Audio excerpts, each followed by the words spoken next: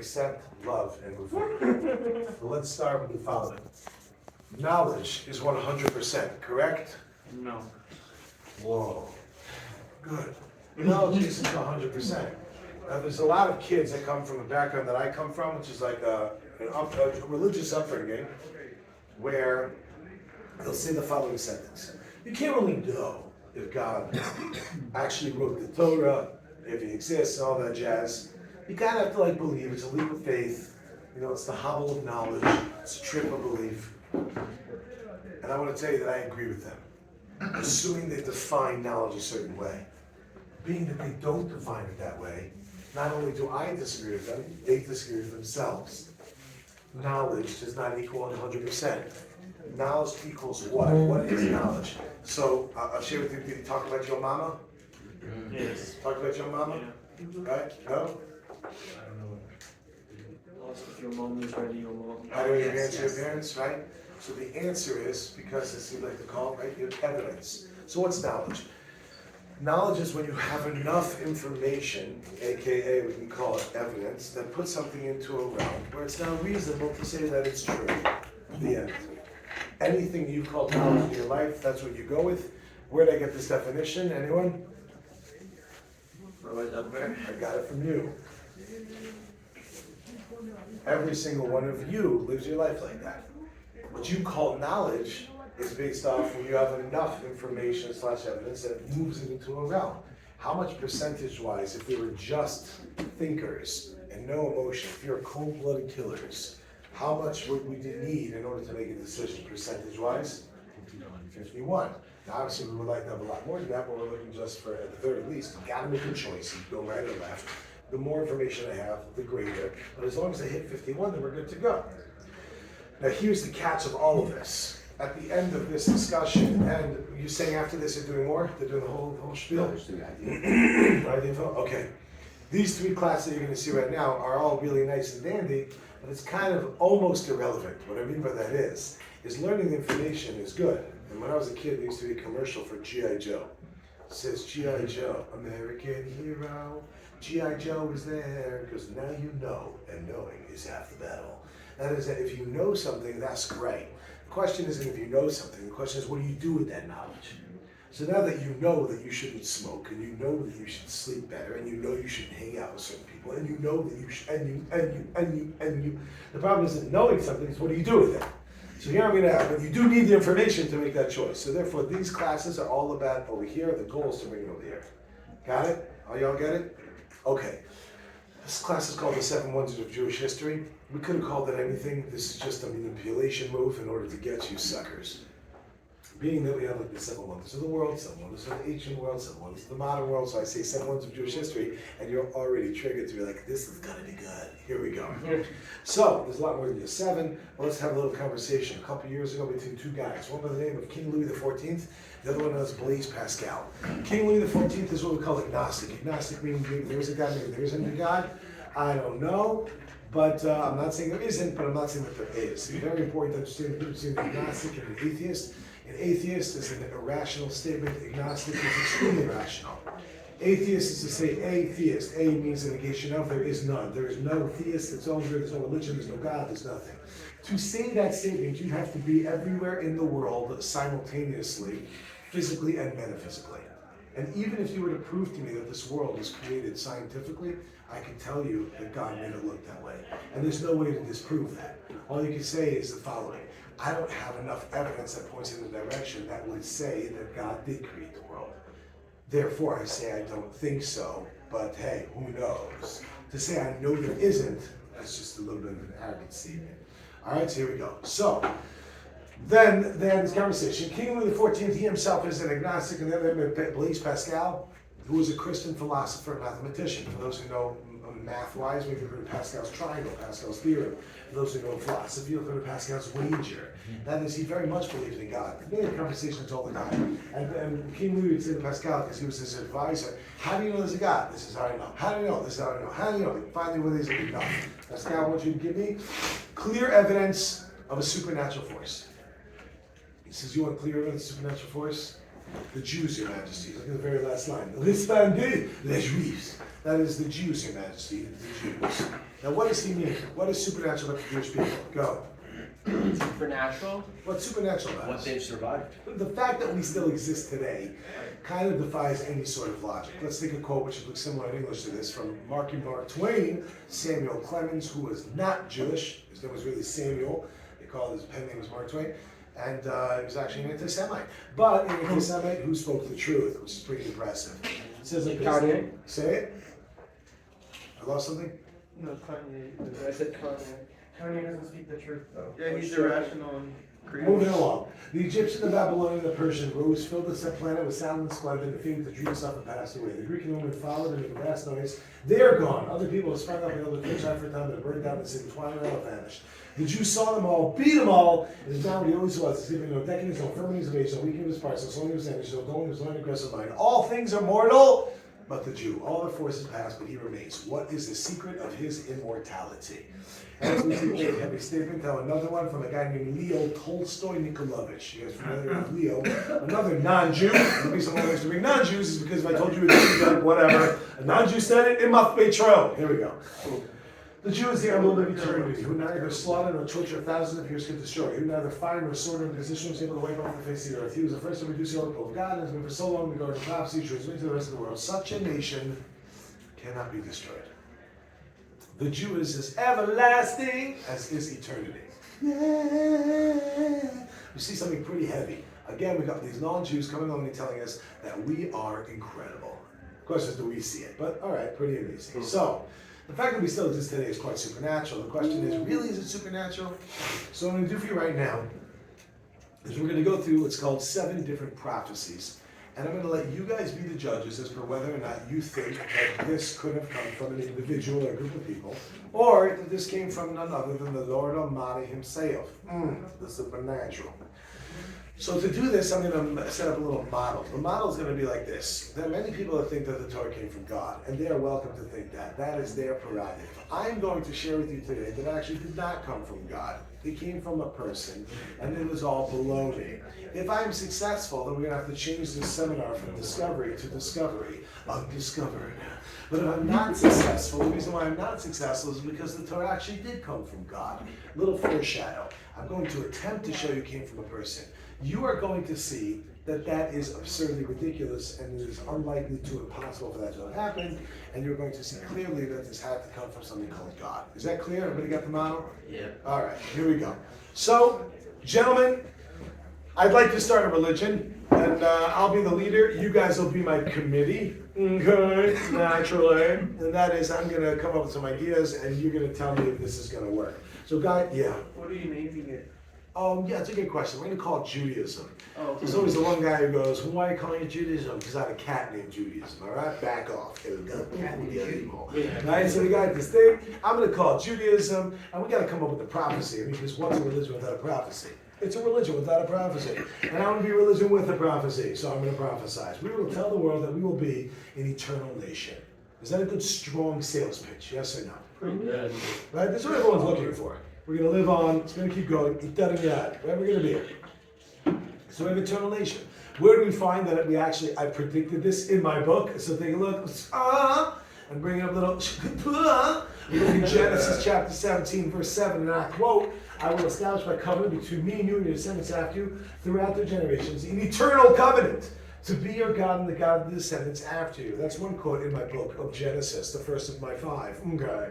But there's another quote I want to share with you, and that is located in Leviticus chapter 26. Thus, even while they are in the land of the enemies, I will not reject or obliterate them, lest I break my covenant with them by destroying them, for I am the Lord their God. I will remember that because of the covenant I made with the original ancestors, I brought in the land of Egypt and the 7 nations, so I might be their God. So you see, my friends, we are going to be here forever. We have an eternal covenant of what's going on over there. And now the question is, as businessmen, you all are, and my committee, clearly you'd ask me at this point, that's great. How are you going to pull that off? In other words, you say we're going to be an eternal nation. How are you going to do it? So I have a plan. 95% of wars are fought over what? Land. Land would be correct. Land, which is recent, land is the number one thing. So you know what? You have people that they have their eternal national homelands. So we are going to have an eternal national homeland as well, and we will never leave that land. Is that a good plan towards longevity? If I can guarantee we're going to stay in our land. Let me ask, how can I guarantee that? But before we talk about that, is this a good starting point? Yeah? Okay, so get ready for my next prophecy. You guys are wondering how we're going to stay in our land. I mean, simple. I'll show you how we're going to be an eternal nation. Prophecy number 2, exile and dispersion. What? So as you can imagine, this is not exactly the greatest of plans. And you being my committee are thinking, bro, this is not going to work. Exile, dispersion. What happened to pretty much everyone who got exiled and dispersed? They got kind of assimilated and disappeared. Yeah, remnants of here and there and the other, but pretty much gone. Take a look at where we find them. This is actually the case. This is just a small list of places that we've been chucked from. We have France and France and France and Arab lands. Yeah. What about gypsies? So what I mentioned is important to understand. I did say this because of what you just said. There are remnants of certain peoples here and there that are the case, and the question is whether or not they're connected to a particular land or they're just nomadic, right, by nature. So if it's nomadic by nature, so they're nomadic by nature. But if you happen to be that you're connected to a particular land and you get kicked off it, the likelihood of you surviving is much less than more, right? So we have the following concept. We've been chucked all over the place. If you look and you search, then you will find it. We've been chucked time after time, but God will be waiting again and again and again. We've been chucked all over the place, and when we find it's actually prophesized, once again, right here, a little closer, please. Okay. And you I will scatter among the nations at the point of my drawn sword, leaving your country desolate and your city in ruins. Or another one. Say it. Or another one we got again. What is the following? I appoint heaven and earth as witnesses for you today. They will be cut off quickly from the land you are crossing the Jordan to acquire. You shall not remain there long, for you shall be wiped out. God shall then scatter you among the peoples. You shall have few in number among the nations, where God will lead you. So we start to see, my friend, exile and dispersion. That's what we would call strike number 1. You understand? I'm trying to get this off the ground. Longevity, exile and dispersion. Not a great plan. But don't worry, committee. God, I have a great plan. Even though they're exiled and dispersed, let's look at other people that have been around a very long time, and maybe we'll use their method of survival. For example, India, China, Japan. They're not only around physically, but culturally. I mean, they've been around for thousands of years. Let's start with Japan. Anyone know how was it that Japan survived intact for so long? Isolationism. The answer is because Japan is located in the middle of Japan. If you want to if you want to make your way to Japan, it's not just like one day, I think I'll pop over to Japan. It doesn't work like that. You have to go take a boat. The Mongols tried twice in the 16th century to overtake Japan. What happened? There was monsoons that got knocked out, wiped out. Even nowadays, so we're used to like, okay, taking a plane. Even so, it's pretty far to get to Japan. Right? So we're talking about this guy. By the way, as recently as World War II, when they were debating organization, going to Japan, they said to themselves, well, we can't do this too much. Because the casualties, time to drop the bomb. And so, my friends, it's pretty impressive. So maybe we'll use the same methodology as Japan, and we'll put our land just like Japan in the middle of nowhere. And that's why our land is in the middle of everywhere. You see, Israel is the middle of the Middle East. It is a land bridge between 3 different continents. If you want to go to Africa, Asia, or Europe, remember, think away from planes. The only way of traveling was via water or via land. The main transportation was via land. Which means that in order to get to these 3 continents, you have to pass through Israel. Yerushalayim, Jerusalem, that you're in right now, is the most conquered city in the world. It's been conquered upwards of 1 million times. That's impossible. I made it up. It's about 36. It's been conquered again and again. Did anybody go on tunnel tours by any chance? You know tunnel tours? Some of you? If you haven't, it's worthwhile. Right over here. It only costs 1,000 shekel. I'll book it for you, and then don't just give me the money. And I'll book it for you. If it maybe costs like 50, I don't know what it costs. But the point is, I'll give you a VIP though for 1,000. Anyway, so. Yeah, I mean, I really won't know what I'm talking about, but I'll say it. If you watch the tunnel tours, you see how it's built upon what? Built upon who? Built upon. That's about it. It's really cool, dude. Over and over and over and over again. It's just been conquered and conquered and conquered again. So clearly we didn't use Japan's methodology of survival. Okay, how about China or India? Let's use their method. How did China and India, don't get thrown up by Nepal, how did they survive for so long? Population. They got hella people, but also Other like people. and they also got like this whole mountain thing over here. Natural So barriers. Right. They got the- yeah, they're masters of their own business. Probably one of the most powerful things, though, is both you just said, would be a ridiculous amount of people. Trying to go out and overcome. We're talking about billions, almost billions, right? In some places, and it's crazy. Imagine in China, it seems like, oh no, they're coming to war. They look out. How many people? A million. A million? Oh, that's fine. Pasta rice. Hey, you talking about? You're gonna come over, take us. Ottoman Empire did a good job for a bit, until they fell. But you're saying something. This is crazy. So let's do the same thing. Let's do the same thing. I will now prophesize that we will be few in number. Good prophecy. No. Exile dispersion, few in number. Recipe for success. Yeah.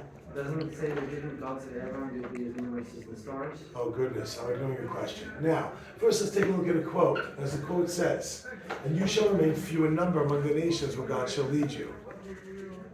Can you read that from there? Yes? Read the next prophecy. Hebrew or English. English. You shall remain few in number, whereas you could have become as numerous as the stars of the heavens, because you could not obey the voice of the Lord your God. Very good. Excellent question, excellent answer. What we find is that how many will be is contingent. The fact that we will be is not. Get it? So we're going to be few in number. We ain't doing the right thing. We're going to be few. We do the right thing. We're going to be bursting through the seas. And think about this, it doesn't really make so much sense. The first mitzvah in the Torah is Peru Urevu. Be fruitful and multiply. Allow me, gentlemen, to make very clear. This means with your spouse. Now, we're talking about the idea, you think about this for a little bit. The average secular couple has between 1.2 kids and a dog. You know what you're thinking? Where's the point two? Now, the average Orthodox couple has between 12 and 45 kids. If you put that together, that's an exaggeration. We've got a lot of kids. We're an ancient people. We have a high birth rate. We should have tons of Jews. And how many Jews do we actually have? There was a census done in the year 200 BCE. The population of China was approximately 30 million people. Today, this number's not right. It's not closer to 1.8. They're like 1.8 billion people. It's estimated by historians in the year 1 CE, the Jews were between 6 and 8 million people. If we were to take the same growth rate as China, with all the euthanasia, I'm not saying you have to, but if you were to take the same growth rate, we should be somewhere in the middle of 2 to 700 million Jews, somewhere like 400 million Jews. How many Jews are we though? That little line right in the bottom, approximately 14 million Jews. Let's look at a pie chart, because let's face it, we all love pie. Banana cream. Better believe it. There's China. There's India. And there are the Jews. That's why every Jewish woman goes, can I just get a little sliver? Just a little slice. I just want a little slice. And you cut a little slice and she walks away with the rest of the pie. Anyway, point is, my friends, we are few in number. Is this a good plan to make sure we're going to survive? Anyone? No. Not exactly, right? So we got ourselves exile dispersion. Few in number, we strike number 2. I'm not doing too well in my little presentation. I would be getting off this ground as a person or a group of people to try to move this. Don't worry, I have a plan. The Beatles said it best, my friends. All you need is love. So my next prophecy is that we are going to be hated by everyone. Good. Excellent plan. Where do we find this? Well, pretty straightforward. We see again in my book. Those of you who survive and land your enemies, I shall make so faint-hearted that I will leave also behind them. They will flee headlong from the sword, and no one pursues them. Stumbling over one another as if to escape a weapon, while no one's after them. So helpless, helpless, helpless. We immediately standing against our foes. You shall perish among the nations, and the land of our enemies shall consume you. A lovely bedtime story. 99. Sweet nightmares. Now, Doris Sueños. Take a look at the next one. Same idea. Okay, you get the point. Point is that we're going to be going through bad stuff, but you want to direct. You have a Gemara here. The Gemara, the Talmud. It's found on page 89. That's the top left corner. And here, this is found in Shabbos, one of the tractates on the bottom of the page, third to last line. Says the Talmud, asking the question about Mount Sinai. My Har Sinai. What is Mount Sinai? More particular, why is Mount Sinai called Mount Sinai? Says the Gemara, it is Har, the mountain, Shegarda Sina La'akum. It is a mountain that hatred came down to the nations of the world. We've been hated since our inception. I'm told that's a good movie, I never saw it. Now, for the Hebrew readers and speakers out there, You should have noticed something and asked the question right away. And said it's a nice shtick and play on words. To say Sinai is like Sinah. There's only one problem, and that is it's spelled entirely differently. Samach Yud Nun Yud and Sin Nun Aleph Hey. What are you getting off on that? Well, if you had that question and you're making it very clear that you do not do Shnai Mikra V'Yachat Targum, if you don't know what I'm talking about, you definitely don't. But in any event, the answer is that one of these words is Hebrew and the other is Aramaic. The word for sinah, for hatred in Aramaic, is Sinai. That, my friends, is the same word. So we found that we're hated from our very inception. When you think about this for a second, it's pretty crazy. If you hate black people, well, that took a turn. If you hate black people, what are you called? Racist. A racist. If you hate white people, what are you called? A hero. A racist. If you hate Arabs, what are you called even if it's wrong? You're called a racist. If you hate Asians, what are you called? You're called a racist. If you hate Jews, what are you called? Anti-Semite. Isn't that nice? We have our own special word. What is an anti-Semite? What is anti-Semitism? So let's take a look. Anti-Semitism, anti-noun, discrimination against or prejudice or hostility toward Jews. No, pull up IRA. This is with the dash. Say it again. Pull up the International Holocaust Remembrance Alliance definition. It's without the dash.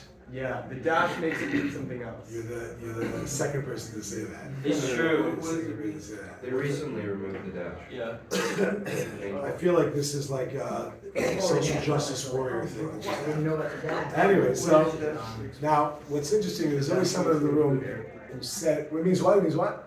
If you put the dash, it includes Arab people, and so they use it to like say that they're not anti-Semitic. Because they love Arabs. Because they're, That's a because they are nice, Semitic. huge, sneaky way of pulling moves, and etymologically speaking, you'd be correct, but historically speaking, you look foolish. Right. I'm just saying there's no dash. It doesn't make a difference. If they recently removed it, that doesn't mean there's no dash. That just means they recently removed it, which means that before they removed it, there was a dash, in which case there's no difference. The only difference is whether or not we're being incredibly emotional and lying, or we're being honest and intellectual. And that's historically. Where does the word anti-Semitism come from? It comes from a guy named Wilhelm Marr. Wilhelm Marr was a German journalist in 1879 who said there's such a hatred towards the Jewish people that it needs a word, and he created a word called anti-Semitism. So we now say, well, I'm a Semite. The answer is you're also an idiot, because although you're right that you're a Semite, that's not what it comes from. The word anti-Semite comes from a fellow describing the hatred of Jews in Germany. What's pretty amazing, though, historically also, if you pay attention and you're familiar, Hitler wasn't even born yet, Yamach Shemo V'Zichro. He was born 10 years later in 1889. So you see there's a hatred going on 10 years before the guy was even born. That's pretty intense. So we see, though, although I will give a background to those, what's your name? Benjamin. Benjamin was saying, to get a little familiarity, what he was talking about is that there's truth to the concept of just the word. The word Semite comes from the word Shem. Shem was one of the children of Noah. Noah had 3 sons after the flood. Well, before the flood, but there were the ones, Shem, Cham, and Yafes. The Jews come from Shem. The Arabs also come from Shem. So they say, oh, see, we can't be anti-Semitic because we're from Shem. You're right, but you're still anti-Semite, because anti-Semitism is Jews particularly. Now, my friends, you see something pretty amazing. The uniqueness of a hatred towards the Jews goes in these 4 categories. And that is universality, intention, longevity, and rationality. Where around the world are we hated? Everywhere. That's correct. Not China. Besides China. Okay, we're like, I'm not sure. Chinese are Semitic. Are you going backwards to the same point they just answered? They could be Semitic, it doesn't mean they don't hate Jews. Chinese hate Jews. You don't know is correct. Moving along. Now we have the next one is intensity. Intensity is, if you don't like your neighbor, maybe you want to cut their water, egg their house. How many times have you heard someone say, I hate my neighbor, I have an idea, a final solution. I'll kill all of them and their families. Bro, you gotta chill out, bastante intenso, señor, tranquilo, you know what I'm saying? All right, longevity. How long have we been hated? We've been hated since the beginning of time. Okay, last but not least, we have irrationality. You ask one person twice or every generation, why do you hate the Jewish people? Well, it's simple. Because they're rich, because they're poor, Because they're beautiful, they're ugly, they're different, the same, powerful, weak, down, impactful with as follows, so Catholics, take monarchs, serve radical, or my favorite, I can't stand those religious fanatics, they're such atheists. It's like incredible if someone comes and says, I can't stand the Jews, they're such separatists, they have nothing to do with society. And they run the government, because they're so part of it. Well, which one is it? Both. It's just irrational. It just goes back and forth or whatever. I'm not saying no one can hate someone for something. The guy crashed into your car, it makes sense, you hate the guy. But if not for that, what are you talking about? I think the number one study ever done in anti-Semitism was a study done by a professor named Professor Cohen. Some of you might be familiar with some of his works. Professor Cohen, and his full name is Sacha Baron Cohen. Some of you know him as Borat. It's good, I like. Very nice. Does anyone not know who this is? Raise your hand.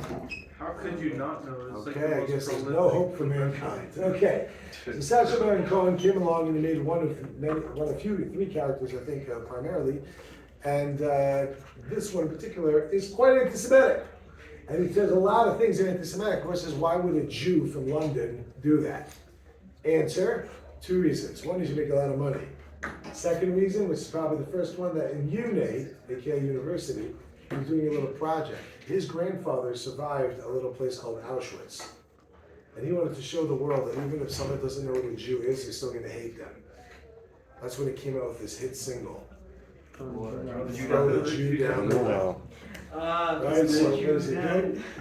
Those who are not familiar with this amazing song, it hit the top of the charts. It basically goes in there as Borat from Kazakhstan. In my country, this song is called Ashgeh Shupun, which means in my country we have problem. And then he comes out and starts singing. In my country we have problem, and the problem is the Jew. He's in Arizona in some town at some bar, and he starts singing, throw the Jew down the well. And the whole crowd is going, throw the Jew down the well. So my country can be free, so his country can be free. We must grab him by his horns, we must grab him by his horns, and then we'll have a big party. And everyone's like, yeah!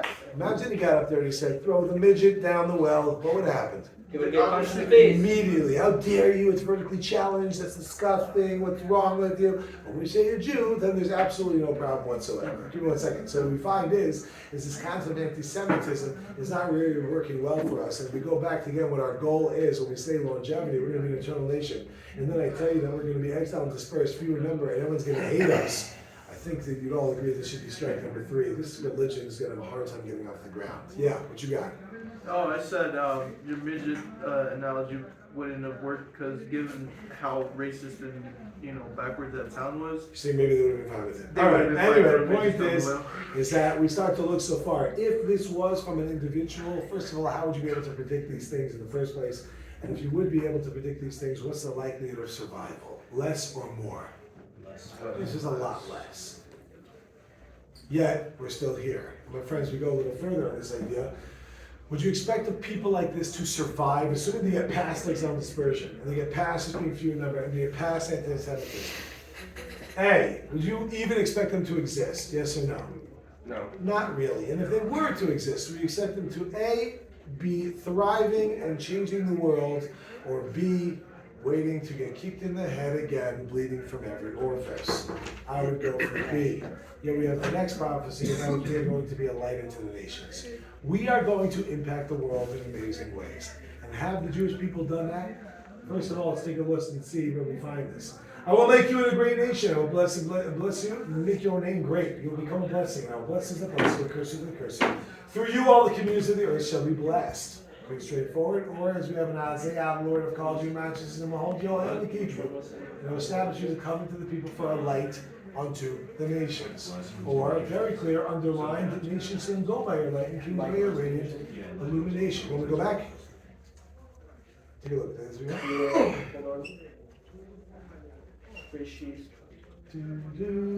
Good. Bam. Next. Hey. I don't need red roll. Alright. By the way, this is all online. It's in the Where? best-selling book. It's in written form, it's in audio form, it's in visual form. Where? There's a website called h.com. Heard of it? Anyway, but also it's on YouTube. Okay, now we take a look and find the following idea. How have the Jewish people impacted the world? DMG. Take a look, top left corner, there's that guy. Einstein. Einstein, doesn't that Jew impacted the world in some way? What's that coin over there, bottom right coin? The shekel. Rhymes with the Nobel Prize. Anyone? Nobel Prize. Nobel Prize. The Jewish people are less than 20% of the world population, yet they've won more than 25% of Nobel Prizes. That is a statistical anomaly, to say the least. Bottom left corner, what's that over there? Hydroponics. Cherry tomatoes. This is called drip Drip irrigation. irrigation. Very good. Drip irrigation. As opposed to what most countries use called flood irrigation. Flood irrigation is when have you ever seen these huge fields and you take these sprinklers all across and they just walk through the field with them? 80% of that water goes to waste. The plants can't take in that much at a time. It literally is thrown away. Israeli technology came out with an idea, and that is that instead of going ahead and flooding it, you gotta drip. And then you name it, then you drip, and what happens is that the majority of that water is actually used. You know, that's why if you look around the country, as you walk around, pay attention to trees and bushes, you'll see underneath that there'll be this little pipe that has holes every meter or so, because it's dripping out the water to give it what it needs. It's really technology. What you got? Wasn't the drip irrigation discovered on accident? Possibly, I don't know. It would make sense, by the way. Most things in life are discovered by accident. Right, so we have over here, what's that little car smiling? Waze. Created by a Jew. Underneath it, what's that? Facebook, stolen by? Created by a Jew. Underneath that little phone over there, called a cell phone. Some call it a kosher phone now, right? Cell phone technology created by Jews. So my friends, what do we see? We see we've impacted the world in some crazy ways, but is that what we mean when we say we're going to be a light to the nations? We're going to be secular scientists and mathematicians? We mean so much more than that, my friends. We mean something called monotheism. The fact that there's one God, the fact that we have ethics and